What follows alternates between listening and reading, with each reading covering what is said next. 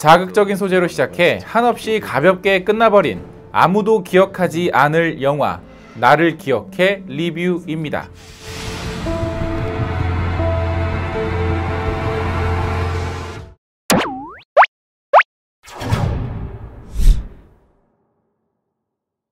의문의 커피를 마신 뒤 정신을 잃고 깨어난 주인공.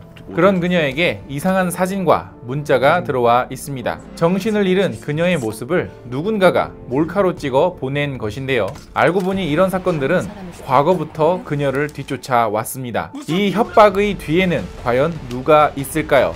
범죄 스릴러 영화입니다. 안녕하세요. 같이 영화 보는 남자 엉준입니다. 자, 오늘 여러분들께 리뷰해드릴 영화는 바로 나를 기억해인데요. 이 영화는 시사고발을 원하는 건지 아니면 장르 영화를 만들고 싶은 건지 되게 애매모호한 영화입니다. 분명 이 영화에서 다루는 소재들은 굉장히 중요하고 무겁습니다. 성폭력 피해, 청소년 성범죄, 음란물 유포, 몰카 이런 사회적인 문제를 굉장히 중요하게 다루고 있고 그게 이 영화를 이끌어가는 중심이거든요. 왜냐하면 주인공이 그런 피해를 당한 피해자이기 때문입니다. 근데 문제는 이 영화가 담고 있는 여러 가지 사회적인 메시지들이 끝까지 설득력 있게 치고 나가질 못한다는 거예요. 물론 이 영화를 보시는 분들 중에는 분명히 그런 걸 느끼는 사람들도 있을 겁니다.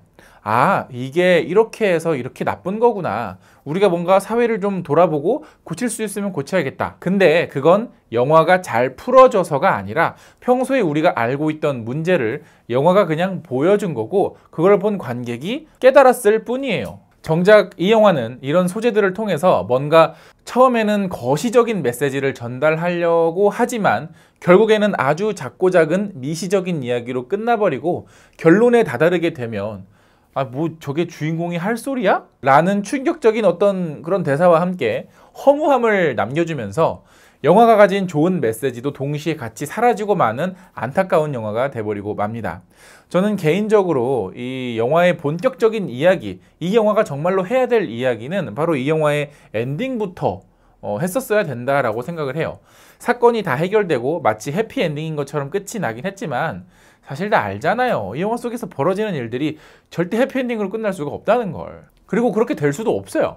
이 영화는 중반까지도 계속해서 과거와 현재를 왔다 갔다 하면서 피해자를 괴롭혔던 여러 가지 사건들과 또 새롭게 나타나서 주인공을 괴롭히는 사건들이 반복해서 나오기 시작을 하는데 사실 왜 과거와 현재를 굳이 그렇게 오가야 됐나 싶기도 해요. 그리고 한동안은 그것을 헷갈리게 연출을 해서 마치 두 장면이 모두가 현재인 것처럼 느껴지게 되기도 하는데 사실 주인공의 과거에 이런 일들이 있었다 정도만 보여준 정도지 굳이 현재와 과거를 오가면서 거기다가 교차 편집을 하면서 그게 마치 현재인 것처럼 착각을 하게 하면서 어떤 복선이 있거나 어떤 대단한 요소가 숨어 있는 것도 아닙니다. 그리고 그러한 연출은 중반 이후부터는 아예 나타나지도 않아요. 그래서 왜 이런 식의 연출을 했을까? 그 시도는 알겠는데 알고 보면 굳이 의미를 모르겠습니다. 또 주인공은 계속해서 피해자로서 영화에 처음부터 끝까지 등장을 하고 있어요. 그리고 이런 사건으로부터 숨을 거라고 말은 해오긴 하지만 사실 영화를 보다 보면 숨으려고 하지도 않아요. 어떻게든 자기한테 발생된 사건 그리고 누군가에게 벌어진 사건을 해결하려고 합니다. 물론 그 방식 자체가 아주 적극적으로 뭔가 되게 과감하게 뭔가 해보려고 하지는 않는데 현장을 어떻게든 일단 한번 찾아가 보자. 가면 어떻게든 되겠지? 하는 식이기는 해요.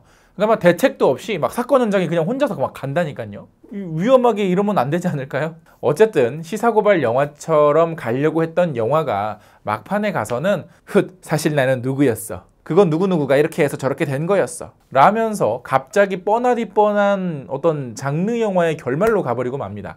무게감 있게 진중하게 영화가 시작이 되다가 갑자기 가벼운 영화로 끝이 난다고 만다는 거죠. 어차피 이 영화는 영화이기 때문에 현실의 사건을 모티브로 했더라도 영화적인 판타지나 영화적인 장치가 더 들어가도 괜찮거든요. 그게 권선징악으로 가든 아니면 다른 형식으로 가든 말이죠. 허황된 결말까지는 아니더라도 영화적으로 개연성 있게 이 장르에서 할 수 있는 적당한 어떤 쾌감을 관객들에게 줬어도 되거든요.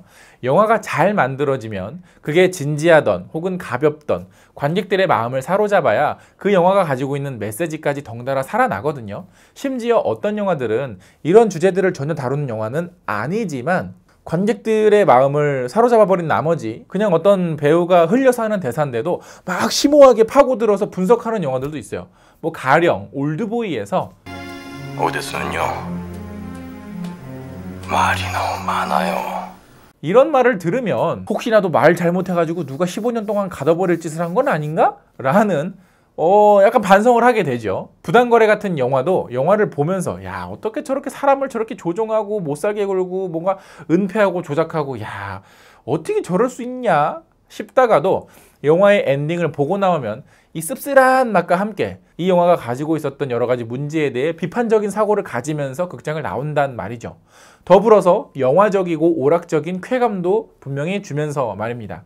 근데 이 영화는 시종일관 그런 주제를 다루고 있음에도 그리고 그러한 기회가 굉장히 많음에도 불구하고 개연성도 가면 갈수록 무너지고 가면 갈수록 가벼운 장르 영화의 형식으로 끝맺음을 맺으면서 시사고발로서의 결실도 부족했고 영화적인 쾌감으로서도 굉장히 부족하게 마무리가 된다라는 겁니다. 그러니까 이 영화는 마치 두 개의 자아가 만들려고 하다가 뭔가 이렇게 뒤죽박죽 돼버린 것 같은 그런 영화예요. 안 돼. 이 영화는 실제 사건을 모티브로 했으니까 진중하게 만들어야 해. 아니야.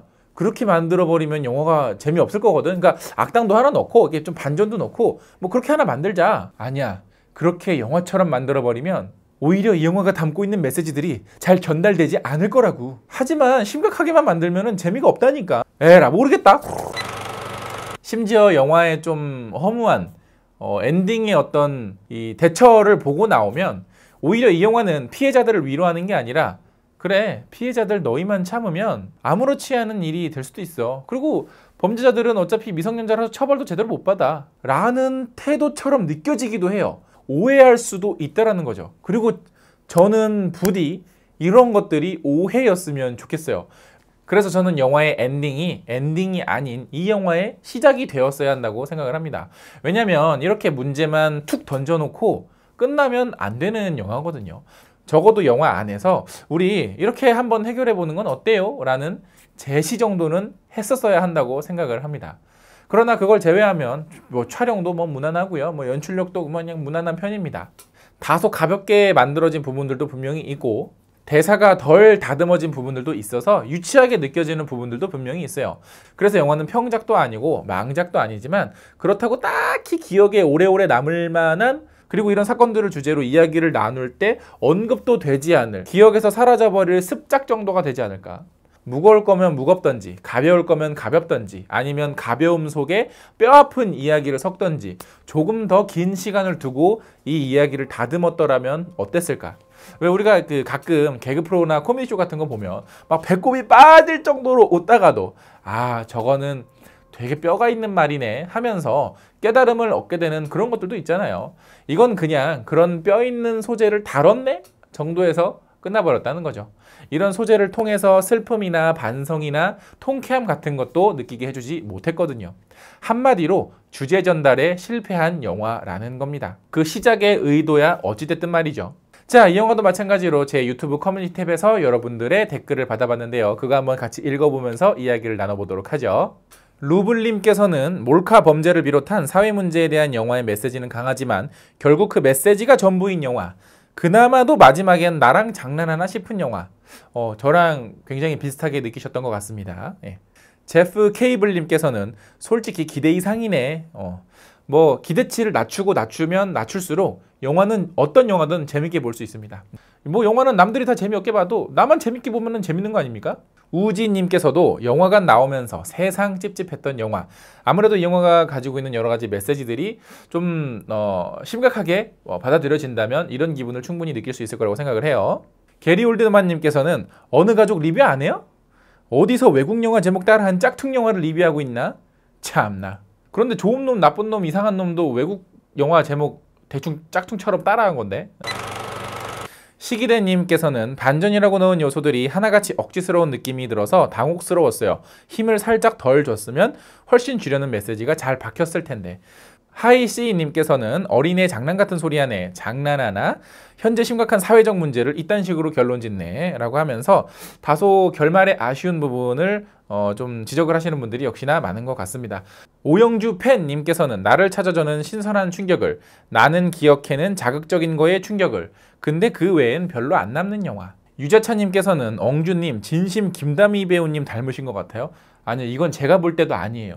이런 말은 안 돼요. 자, 이렇게 제 리뷰에서는 여러분들의 댓글도 같이 읽어드리고 있으니까 구독 후에는 유튜브 커뮤니티 탭도 확인해 주시는 거 잊지 마시고요. 영상 재밌게 보셨다면 좋아요 누르는 거 잊지 마시고 구독 버튼 아직 안 누르셨으면 구독 버튼도 꼭꼭 눌러주세요. 구독 버튼 옆에 있는 종 버튼까지 클릭해 놓으면 누구보다 빨리 엉준의 영상들을 감상하실 수 있습니다. 그럼 전 다음에 재밌는 영화 리뷰로 찾아뵙겠습니다. 다음에 만나요. 안녕. 그런데 사실 이런 주제를 굉장히 잘 살린 드라마가 하나 있어요.